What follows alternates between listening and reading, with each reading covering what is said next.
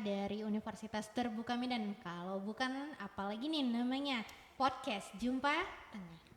Tas dulu.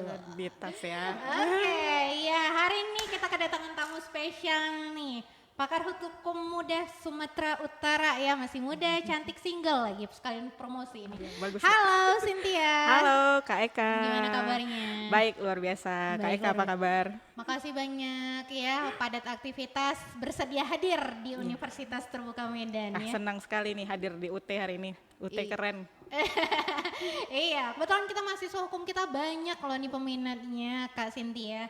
Jadi hari ini kita cerita-cerita dulu ya terkait dengan topik kita hari ini di seri 14 itu adalah bijak bersosial media gitu ya. Nah Kak Cynthia, ngomong-ngomong media sosial kayaknya nggak ada ya warga negara Indonesia nggak punya medsos gitu. Iya bener, Bener rata-rata punya ya. Rata-rata punya, kecuali bahkan punya akun-akun fake kayaknya ya. iya, untuk yang private ya. Untuk Iya. yang private ya. Kira-kira gimana nih Kak Cynthia sebagai pakar hukum melihat perkembangan media sosial di Indonesia khususnya bagi anak muda nih?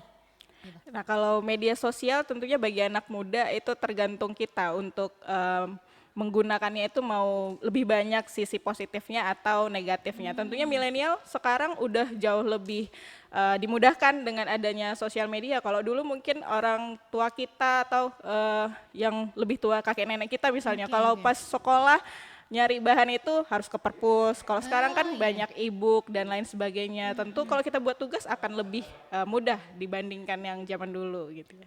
Oke, jadi sebenarnya tergantung bagaimana individualnya memanfaatkan media sosial atau jejaring internet ini ya Kak ya? Iya benar Kak. Oke, terus Kak ini mungkin kita akan sedikit bahas-bahas juga nih beberapa kasus viral di media sosial yang mana kita tahu nih banyak kan sesuatu yang viral itu bukan sesuatu yang berprestasi. Ini gimana nih pakar hukum ngelihatnya? Iya, sepanjang misalnya kalau orang mau berekspresi itu kan sebenarnya hak ya, tapi kalau kita memandang ada suatu pelanggaran, baik itu pelanggaran kesusilaan, pelanggaran hukum, pelanggaran peraturan perundang-undangan, tentu juga akan ada pasal-pasal yang bisa menjerat ketika viral itu tetapi misalnya berdampak buruk kepada masyarakat umum. Oke, jadi ada kriteria juga ya Kak ya? Iya. Dilihat dari mata hukum begitu ya? Betul. Nah, jadi kalau misalnya gitu Kak, sesuatu yang viral ini dianggap meresahkan gitu. Nah, bagaimana seharusnya masyarakat bersikap gitu Kak? Kalau kita bersikap sebenarnya masyarakat ya, bersosial media ini kayak kita di dalam rumah gitu ya, ibarat rumah itu ya kita dikit-dikit filosofi ya kan Oke, Kak, biar boleh. ibaratnya rumah itu kan pintunya kita yang punya kuasa, punya kewenangan. Siapa yang mau kita kasih masuk, siapa yang enggak kita izinin masuk gitu. Nah, jadi sebenarnya filterasinya itu dari diri kita sendiri. Sebenarnya informasi negatif itu mau kita tidak izinkan kita perlihat ataupun misalnya kita hanya membuka ruang bagi informasi-informasi yang positif aja. Jadi sosial media itu ibaratnya kita yang pegang kuasanya, filterasinya itu ada di diri kita sendiri. Oke, perlu edukasi berarti di anggota keluarga gitu Kak terhadap media sosial ini. Itu peranan orang tua atau harus hanya guru nih? Karena kan beberapa video yang viral kalau misalnya anaknya salah gitu ya, melakukan kesalahan yang disalahin adalah guru gitu ya. Nah, orang tua hanya bela anaknya, anak saya baik kok kalau di rumah. Nah, itu gimana Kak nanggapnya? Karena sedikit-sedikit nih banyak nih netizen lah kita bilang ya, kalau warga kayaknya nanti agak disentil disuruh take down pula. Netizen nih agak gimana gitu kalau sesuatu sudah diangkat ke media sosial. Itu gimana nih Kak? Nah tentu kalau misalnya bagi anak di bawah umur itu penting sekali bimbingan dari orang tua. Maka edukasi dari orang tua itu juga sangat urgensi ataupun penting sekali sehingga anak-anak tidak menyalahgunakan sosial media. Tetapi bagaimana diarahkan sosial media itu memang digunakan untuk hal-hal yang bermanfaat yang memberi benefit bagi seorang anak. Oh jadi kontrol orang tua nih memang baik. Iya, tapi betul. kan banyak nih Kak ya, terutama mungkin mama-mama muda. Biar anaknya tidak tantrum, tidak lasa atau tidak membuat malu karena tanda kutip ya di muka umum gitu. Supaya anteng dikasih nih smartphone tuh gimana nih Kak Cynthia ngelihatnya fenomena ini Kak? Iya sebenarnya itu tergantung dari orang tuanya karena kan itu faktor kebiasaan. Jadi anak-anak itu edik ya, ketergantungan sama YouTube misalnya untuk melihat konten-konten kartun-kartun dan lain sebagainya. Nah ini juga bagaimana sebenarnya orang tua bisa mengalihkan sosial media itu bukan untuk apa namanya anak-anak yang harusnya dikasih biar ketergantungan gitu, biar diam, biar nggak nangis gitu iya, ya, biar mau makan benar. dikasih Iya, gitu ya. benar. Nah sebenarnya butuh orang tua juga masih butuh terus belajar bagaimana ilmu parenting yang tepat untuk anak, karena kan pola asuh anak itu tidak serta-merta misalnya harus diberikan YouTube dan lain sebagainya, tetapi dialihkan dengan permainan-permainan misalnya, kemudian diajak main sepeda di luar dan lain sebagainya. Itu kan bisa menjadi alternatif lain selain internet. Oke, jadi memang apalagi kelas parenting sekarang udah banyak ya kak ya. Iya, Yang offline juga, yang online banyak ya, banyak. nggak cuma yang offline ya gitu. Jadi memang peran orang tua dalam mengontrol anak-anak mengakses media sosial ini sangat dibutuhkan gitu ya kak. Nah mungkin bisa kasih sedikit advice kali ya kak, walaupun masih muda kan tapi pengalamannya luar biasa ya. Bagaimana kita mengedukasi orang tua supaya mereka memiliki kontrol terhadap apa namanya tontonan anak-anak di media sosial. Mungkin sebagai pakar hukum boleh nih kak kasih nasihatnya dulu kak.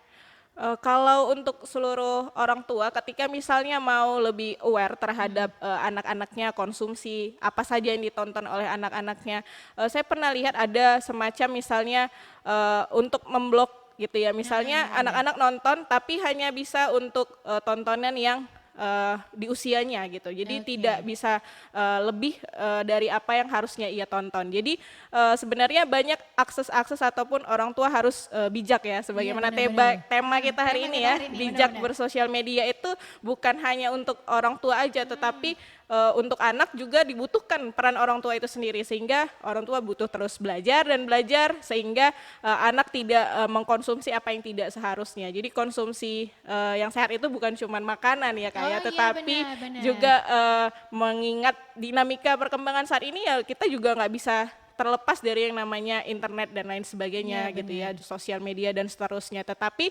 bagaimana konsumsi yang sehat itu tidak hanya makanan tetapi juga konsumsi internet dan lain sebagainya. Jadi orang tua memang benar-benar harus punya kontrol yang kuat ketika anaknya usia sekian.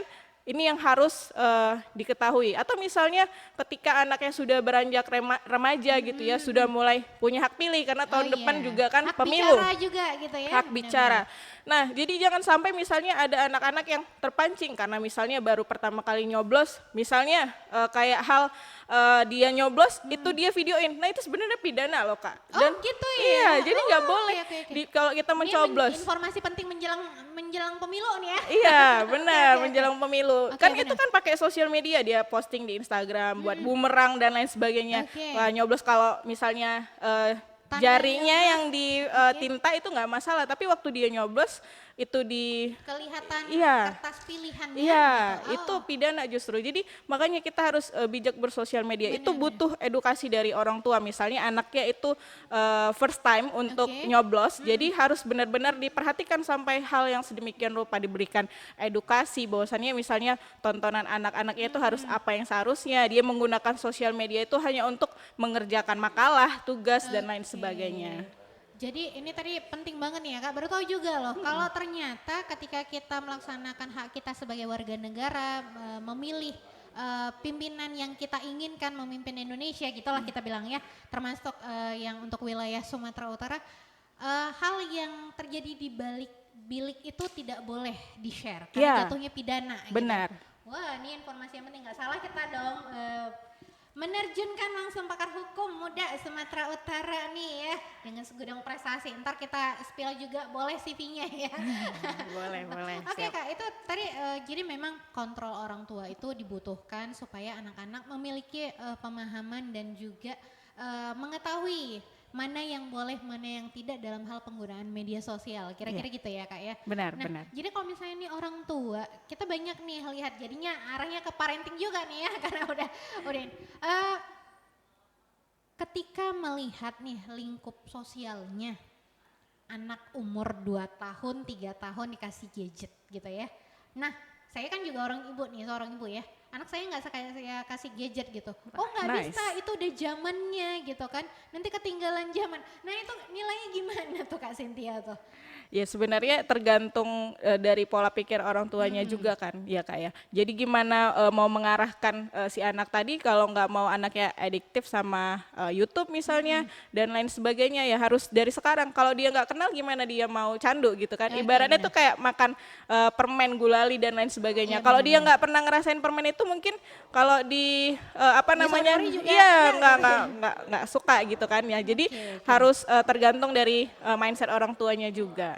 Oke, jadi memang hal pertama pondasi utama yang harus dibangun supaya seseorang itu bijak dalam menggunakan media sosial adalah keluarga, terutama orang tua gitu ya kak ya. Benar. Nah untuk generasi milenial lah nih ya kak ya, kalau kita bilang, kalau generasi milenial dibandingkan dengan angkatan orang tuanya kan ini udah fasenya sudah jauh sekali nih. Nah gimana ke generasi milenial ini kita sampaikan supaya mereka juga bisa bijak bermedia sosial karena kan sekarang semua orang menggunakan segala macam cara nih ya, apalagi dengan adanya platform media sosial jadi viral gitu bisa dapat penghasilan. Kayak sebagai catatannya kalau misalnya masih positif it's okay kan gitu ya, tapi kalau sampai mengunggah konten negatif terus menerus demi mendapatkan uang itu gimana tuh kak kira-kira kak?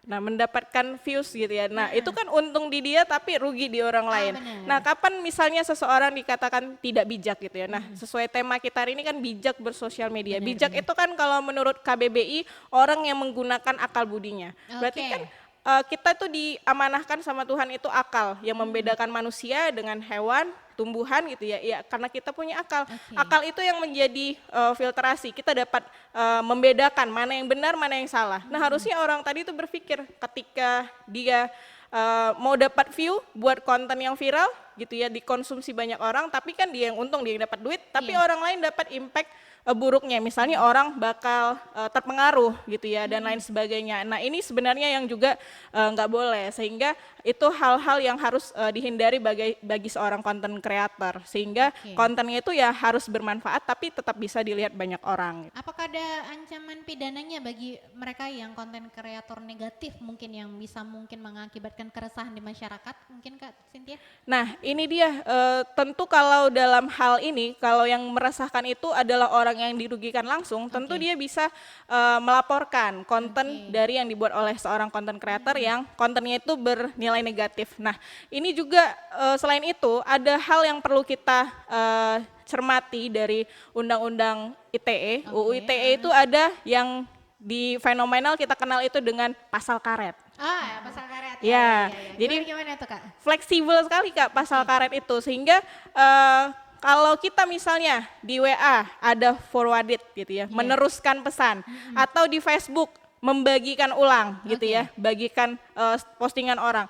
Nah kalau ternyata naasnya nih ketika ada orang yang merasa dirugikan sama postingan kita gitu, kita hanya meneruskan nih, bukan kita orang yang pertama sekali membuat postingan itu, tapi kita bisa kena. Oh gitu, jadi hati-hati juga nih kalau meneruskan pesan ya. Iya benar. Apalagi WA berantai. Iya, ternyata hoax beritanya gitu. Nah orang yang diberitakan itu, yang diberitakan dengan berita bohong tadi merasa keberatan. Nah dia ketahuannya itu yang hanya orang yang meneruskan, yang memforward pesan itu. Nah dia lapor orang yang memforward itu, dia nggak bisa bilang saya meneruskan dari si A, si B, nggak bisa. Nggak bisa ya? Iya, karena di pasal 27 Undang-Undang Informasi Transaksi Elektronik itu ada mengatur, ada frasa mentransmisikan, mendistribusikan. Nah, jadi nggak pandang bulu lagi ya? Nggak siapa pandang yang bulu. mendistribusikan di awal, pokoknya dapat rantainya di ujung kena lah. Iya benar, jadi harus hati-hati, harus memang kita benar-benar bijak bersosial media. Itu pasal karet itu juga hukumannya nggak main-main, pasal 27 ayat 3 UU ITE itu 4 tahun penjara dan atau gitu ya, bisa dua-dua, dan atau denda 750 juta. Lumayan tuh rumah di salah satu perumahan elit kayak 750. Iya, dapat ya Kak ya. Daripada. Oke, jadi memang Kak, ini kan kesannya sepele ya, banyak orang medsos cuman share bagi happy kok, aku yang senang, netizen mau resah bodoh amat gitu. Tapi ternyata ada impact ya gitu ya. Apakah dia berdampak negatif buat orang lain, itu justru bisa menjerumuskan kita dalam pidana gitu ya. Iya. Kak, ya? Berarti memang kita harus sangat-sangat hati-hati kayak Kak Cynthia bilang tadi lah, kita adalah pintunya gitu ya. Apa yang mau di-share, apa yang tidak gitu ya, selama tidak merugikan orang lain. Nah gimana nih Kak kalau misalnya, tadi kan Kak Cynthia bilang ini nggak pandang bulu nih pasal karet, mau meneruskan aja pun, mau orang kesekian, 1/10 sekian gitu. Kalau udah naasnya kena ya nggak bisa bilang A lagi gitu ya Kak? Iya, betul. Oke, dan ini berlaku untuk semua platform media sosial Iya, atau tertentu? berlaku untuk semua platform, baik itu WA, Instagram dan lain sebagainya gitu. Oke, Facebook, YouTube termasuk Iya, ya? termasuk. Oke. Berarti memang eh kayak perlu ngomong sama Mas Menteri nih ada edukasi terkait dengan media sosial karena memang ranahnya ya saat ini ya. Iya, benar sekali. Oke. Bahkan misalnya anak muda zaman sekarang ya, misalnya ikut arisan online gitu ya. Iya, Atau iya. misalnya ada temennya nih yang utangin duitnya gitu. Terus diviralin. Oke. Nah justru sebenarnya dia kan yang dirugikan ya karena nggak si temannya tadi nggak bayar utang. Tapi bisa jadi misalnya orang yang pinjam uang itu justru dia nggak senang diviralin. Bisa Oke. aja dilapor gitu. Bisa Nah ya? bisa. Jadi justru Walaupun dari kacamata si penghutang dia adalah korban, Iya, tapi bisa berbalik bisa jadi berbalik. tersangka gitu ya. iya. Waduh, nih jadi memang media sosial tuh ibarat pisau bermata dua berarti ya. Iya. Kak, ya. Kalau nggak hati-hati menghunus diri sendiri berarti ya. Iya, kalau dulu kan ibarat pepatah mulutmu harimaumu. Kalau Iya. sekarang jangan sampai jadi jarimu jerujimu gitu ya. Oke. Gitu kan ya. Wah, tag baru nih dari kamu ya. Mulutmu harimau, jari-jari menjadi jerujimu. Iya, Oke, benar. keren. Kak.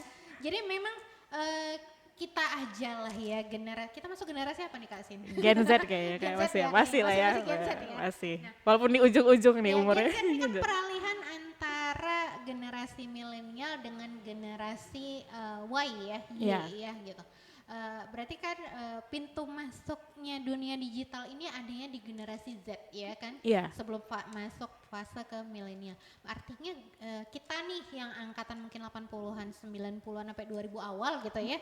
Ini kan tanggung jawabnya lebih besar sebenarnya karena kan kita nih ibarat kata sebagai fase filternya nih boomingnya informasi dan juga jejaring gitu ya kan Kak. Nah ini gimana kita nyikapinya sebagai ya kalau bahasa kasarnya kan kita nih kayaknya generasi penanggung jawab nih. Kalau kita aja nggak kemaruk, masuk bahasa milenial woy. Masuk, mantap kali ah. Oke. Jadi kalau misalnya nih generasi Gen Z ini nggak kemaruk, kayaknya generasi milenialnya masih terselamatkan kayaknya atau bagaimana nih Kak? Nah tentu kalau kita lihat dinamika nih ya makin kesini justru orang makin konsumtif sama internet. Nah Iya, benar. itu yang sebenarnya menjadi bisa kita lihat dari segi positif ataupun negatifnya. Nah kalau kita lihat sebenarnya banyak yang dipermudah tentu gitu ya. Iya, Kalau benar. dulu mungkin orang yang dari komputer itu dari setengah rumah besarnya mungkin ya sampai sekarang bisa Masih ngerasain Pentium. lihat aja di internet walaupun nggak ngerasain gitu ya cuman ngelihat transisi mulai dari flash disk misalnya yang pakai CD disket petak Ya, gitu ya nah sampai sekarang bisa kecil gitu ya kan Masih punya kayaknya kita ya. Mau aja masih ya kak Masih ada ya.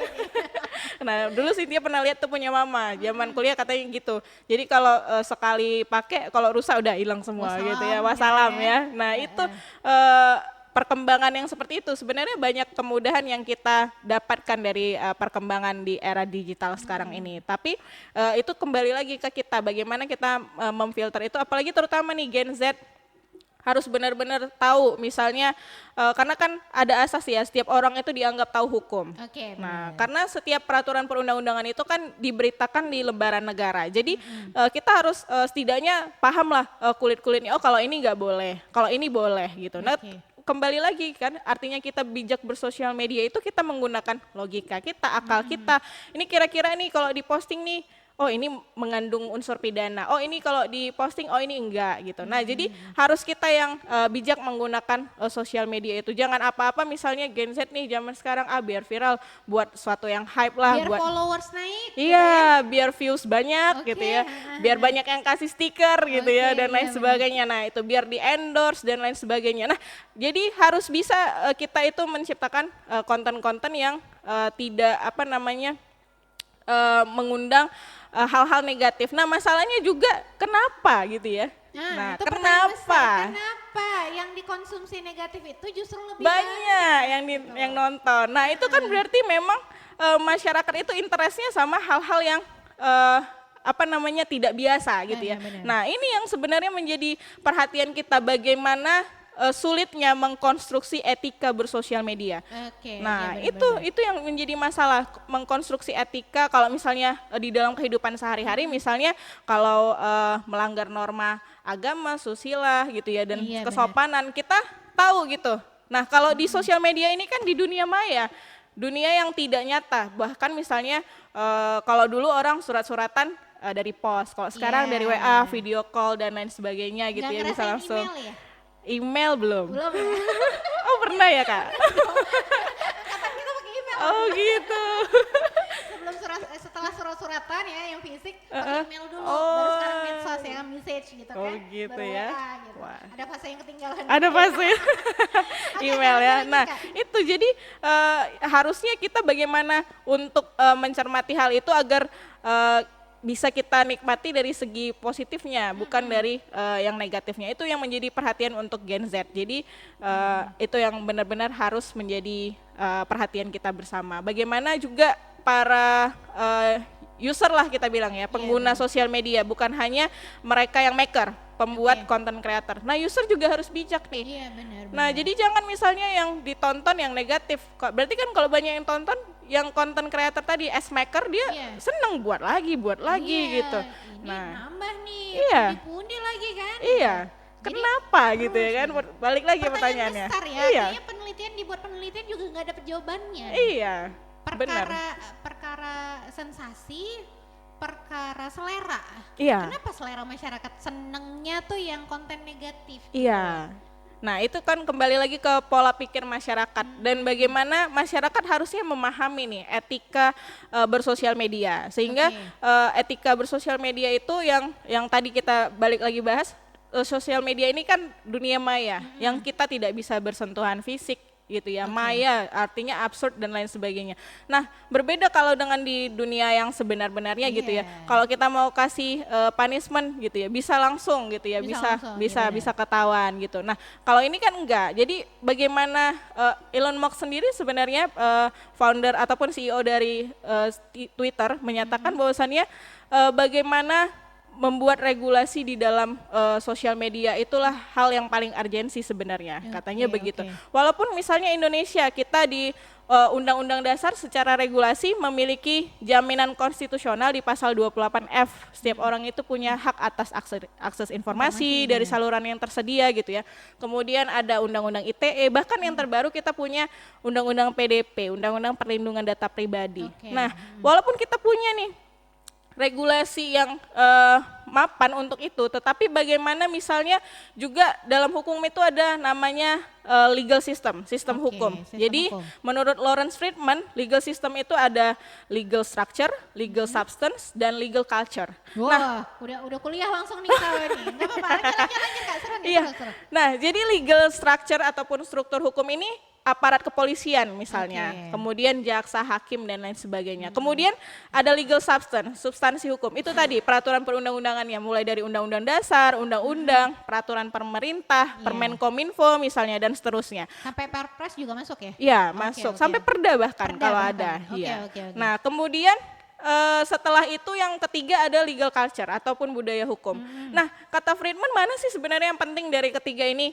Apakah misalnya struktur hukumnya yang baik, misalnya polisi kita harus tegas, harus adil dan lain sebagainya. Sesuai dengan tagline-nya ya, mengayomi masyarakat. Iya, mengayomi masyarakat gitu. Nah, kemudian yang kedua ada namanya legal substance. Apakah substansi hukum yang harus lengkap? Misalnya undang-undangnya bagus, tapi kok masih ada yang langgar. Misalnya undang-undang ITE-nya udah ada, tapi kok masih ada orang yang mencemarkan nama baik, menyebarkan hoax dan lain sebagainya gitu.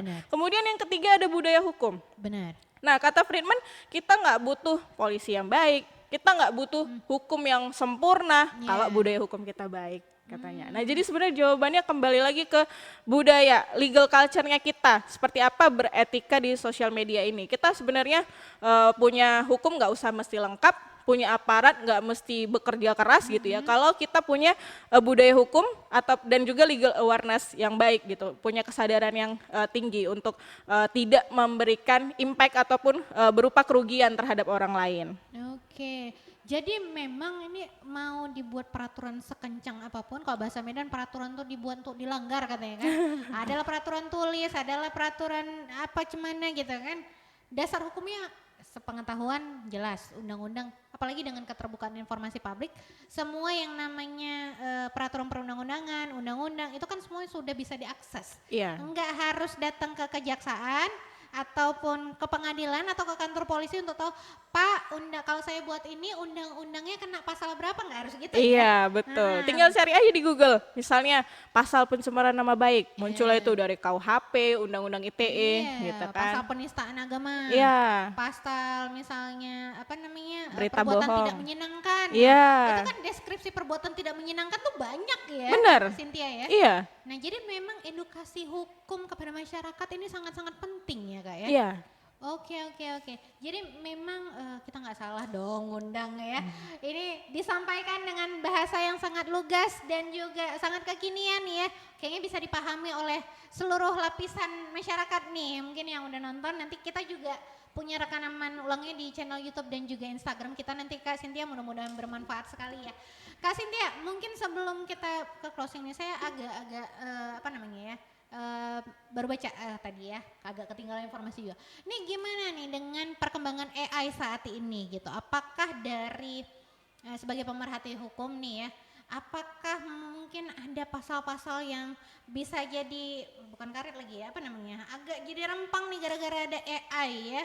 Karena kan AI itu tujuannya dibuat supaya lebih bermanfaat, memudahkan. Tapi kan ternyata AI ini justru sekarang ini di Indonesia juga bahkan udah ada case-nya tuh ya, menjadi sesuatu yang bisa berdampak negatif buat orang lain gitu. Nah ini gimana Kak? Nah, AI ataupun artificial intelligence ini ya, ini sebenarnya isu-isu yang lagi hype dan juga di berbagai konferensi internasional itu lagi diperbincangkan. Iya, Nah, oke. kalau kita lihat di jurnal-jurnal nasional di Indonesia juga udah mulai membahasnya itu ke sana. Misalnya bagaimana kehidupan metaverse versus dunia nyata, Iya, benar. kemudian apakah itu membawa impact dan lain sebagainya gitu. Apakah misalnya orang-orang merasa kok dia malah jadi lebih terkesan hidup di dunia maya dibandingkan di dunia nyata, Iya, atau benar. AI tadi justru bisa berdampak buruk misalnya terkait data pribadi kita. Kita nggak tahu nih beberapa puluh tahun ke depan ternyata bisa disalahgunakan. Benar. Yang tadi misalnya kita fotonya kepalanya bagus tapi di bawahnya diedit jadi yang tidak Ya senonoh bagus, gitu ya. Nah, benar-benar. itu sebenarnya yang menjadi permasalahan. Nah, bagaimana sebenarnya kita mampu menjama misalnya siapa sebenarnya pelaku kalau ada tindak pidana terhadap apa namanya yang berbau AI tadi, artificial intelligence tadi. Nah, mampukah kita misalnya pemilik aplikasi yang mengubah wujud tadi, apakah pemilik aplikasi ataupun pencipta dari Oke, aplikasi iya, itu yang benar. dihukum, atau misalnya ya harusnya orang yang mengedit gitu ya. Nah, kenapa misalnya yang AI tadi sebenarnya bisa dimanfaatkan untuk hal-hal baik tapi disalahgunakan. Nah, kembali lagi itu berarti ada unsur pelanggaran hukum di situ. Nah, sehingga bagi editor gitu ya dan lain sebagainya harus mampu melihat dulu sisinya gitu. Ketika misalnya ini merugikan orang lain atau tidak kalau diedit seperti ini. Iya, benar. Nah, jadi itu sebenarnya yang kesulitan. Bagaimana kalau istilahnya dibalik dalam istilah hukum itu, apakah hukum yang mengikuti masyarakat atau masyarakat yang mengikuti hukum? Oke. Sesuai gitu. dengan perkembangan zamannya ya. Iya, karena kan setiap hari jenis-jenis tindak pidana di dunia digital ini kan terus berkembang, Iya, gitu ya, benar. berkembang. Nah, bagaimana apakah hukum mampu untuk mengikuti perkembangan dinamika tersebut? Nah, ini sebenarnya menjadi tantangan. Tentu kalau kita di dalam dunia hukum nggak mesti peraturan perundang-undangan itu harus diatur secara detail sekali. Tapi ada namanya interpretation of law ataupun penafsiran hukum. Penafsiran hukum, Nah, benar. jadi suatu tindak pidana yang diatur misalnya dalam satu pasal itu terkesan umum tapi di balik makna itu bisa ditarik banyak perbuatan contoh-contoh misalnya di dunia digital gitu ya, yang misalnya ada yang belum diatur hari ini, tapi kita gunakan interpretasi hukum itu ternyata dapat gitu. Kan enak kali kalau misalnya orang melakukan tindak pidana, tapi misalnya kalau asas legalitas istilahnya di dalam dunia hukum. Kalau nggak ada hukum yang mengaturnya, dia nggak bisa dihukum. Enak kali dia ya enak kan. kali, Nah gitu kalau ya. gitu besok-besok dia buat Cari aplikasi celah baru. dong nih, mana nih yang hukum belum diproses gitu ya, Iya. atau belum diundang-undangkan, atau belum ada nih tindak pidananya apa segala macam, kayaknya buat celah yang di situ aja yuk gitu kan, nggak bisa dihukum gitu ya berarti. Iya. Oke, jadi memang teman-teman dari hukum pasti juga terus berkembang nih ya seiring dengan perkembangan zaman, apalagi yang sekarang digital buat sakit kepala kalau kalau nggak dipahami dengan sangat-sangat jeli gitu ya Kak ya. Iya. Jadi memang mau secanggih apapun hukum, balik lagi filter ke diri sendiri. Maka kita harus kembalikan juga ke keluarga. Bagaimana kita menjaga anggota keluarga kita masing-masing, begitu ya Kak? Benar. Baru dengan lingkungan sekitar yang bisa berimpak positif pasti gitu ya Kak ya. Iya. Oke, mungkin closing statement nih. Ya, sebenarnya nggak pengen closing statement, tapi gimana dong? Waktu juga nih Kak.